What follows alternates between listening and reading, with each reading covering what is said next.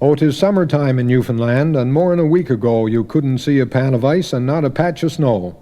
And the trapmen, they've been taking berths. The trawlers got to wait until the capelin strikes the land to get a bit of bait.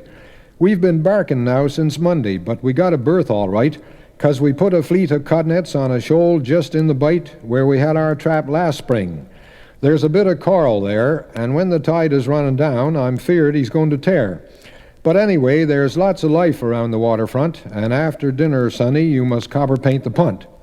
Young Tommy Decker come along and glanced her over like. I asked him what he thought of her, and then I winked at Mike. I knew the boy was hankering for a brand new punt like that, and he's going to get one next year, but keep that under your hat. What stranger never heard of Tom? Well, now, that's just too bad. Just listen to his history. I'm fond of that young lad. When Tommy's father went away to cruise the Labrador, the laddie's eyes was misty, and the laddie's heart was sore 'cause he had to stay back home. He was going on 14 now, and darn it all, what could you do 'cept swim and milk the cow? So Tommy reasoned, railing at what seemed a bitter fate, and he looked as black as thunder as I meets him at the gate. I chats with Tom a minute, he likes a cuffer too, and then he ups and tells me what's making of and blue. Can't I ship with you, begs Tom, and help you work the trap? Well now, says I, a bit slow like, I wouldn't care a rap, but there's me brother Jim, see Tom, he's touchy as a Turk, and for myself I wouldn't like to cause a piece of work. Well, that was that. I felt for Tom, I knew what he was wishing, I knew the boy was crazy mad to try his hand at fishing, but his mother didn't hold with it. She nearly had a fit when he coaxed old Henry Davis to learn him how to split. And every month she'd go to Tom and pay him down $1 if he'd promise not to touch the punt but leave her on the collar. She tried to keep him clear of boats. I suppose she thought she orter, but the plucky little Angashore he would be on the water. Well, 2 weeks after I seed the lad, I heard he'd got a crew, young Billy Dyke and Jimmy Green and that young Henry Drew. 3 smart young gaffers, right enough, I know it for a fact, or else they never have the nerve to start the like of that. And we old codgers wish 'em luck, and all the folks around will feel right glad if lots of fish strikes on the handy ground. They hauled up Tommy's old black punt, and she's not very light. They smeared her seams with Stockholm tar and made her watertight. They took some brand new flour sacks over to Polly Flynn's and paid her 50 cents apiece to make some oilskins. For ever since 3 years ago, when she put his warts away, young Tom, he promised her he'd be a friend to her some day.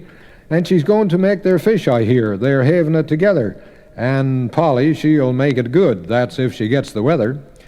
But where they got their lines and hooks I haven't found out yet, but I know they didn't steal them, and I'm not afraid to bet. 'Cause Tommy Decker's honest. And just to help the lad, I given 2 fine killocks, the only 2 I had. They strut about the village with their faces hard and tanned on blowy days and brag about the fish they've brought to land. They uncle old bewhiskered salts and scorn all sage advice, and Tommy lows that Labrador will be a better price. I asked him how he knowed it, and he started to explain about foreign markets and supply and wars in sunny Spain. I couldn't argue with Tommy. He's smart, that boy, I'll say, and if the fish holds on a bit, he'll make the venture pay. Course, I know he's got expenses. There's that young Billy Dyke. He's Tommy Decker's second hand with a first-hand appetite. He'd clean the bread box every day and never get his fill. So Tommy had to go to work and allowance out young Bill. There's Jimmy Green. He's sort of quiet, but there's not a man around can hold his own with Jimmy when they're squidding on the ground. He knows about the weather, too. Just glances at the sky and tells you if there's going to be wet or if there's going to be dry. And he can't be jammed at figures. He's cute, that boy is, very. So Mr. Tommy uses him as a kind of a secretary. He made young Henry Salter, and that completes his crew. He swears they'll have no college and not much number 2. Young Tommy says to help out folks before they're dead and gone, he thinks the blinkin' government should put a bounty on. And Tommy's took up smoking, and so has all his crew. He says 'tis everybody's job to help the revenue. And you should hear 'em swearing when the dogfish strikes their trawl. They're bad them days. 'Tis risky to speak to them at all. Now Tommy's sweetheart, Mary Rose, she's heard about the boys, and her pride of Tommy's courage is shining in her eyes. She walks from church along with him, and I don't know if 'tis wrong, but she smiles at Tommy shocking when the sermon's going on. Oh, 'tis summertime in Newfoundland, and everything's in bloom. The grass is high enough to cut, or will be pretty soon, and the youngsters still go swimming just like they used to do, but the four champions is missing. They're not at the rendezvous. And there's tomcots round the stages, thick as any boy could wish, but Tommy Decker and his crew, they're after bigger fish.